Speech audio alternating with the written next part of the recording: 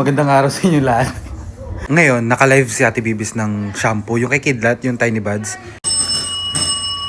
Yan. Eh, nag-promise ako sa kanya na papayag ako magpaligaw sa kanya sa live. Kaya wala tayong magagawa. So, yan. Sino kaharap sa akin? Sino? Kalit mo. Okay. Anong gagawin? I-demo natin. Okay, ready ka na ba sa ating online salon? Yes. So ngayon, liliguan na kita ng ganun ah.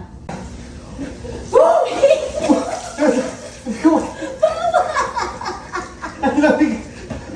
Ang ba yung tubig na yan? Lagay mo yan yan? Ang lamig. Ikaw kumuha yan! So ang ginamit dito ay Japanese Bensimon na fruit extra. Yung ganyan. O di ba ba? O. Ang lamig. Ang iniingat sila. Yes. Ayan. Tabulan, tapos paliguan ko malamig na tubig. Tama na.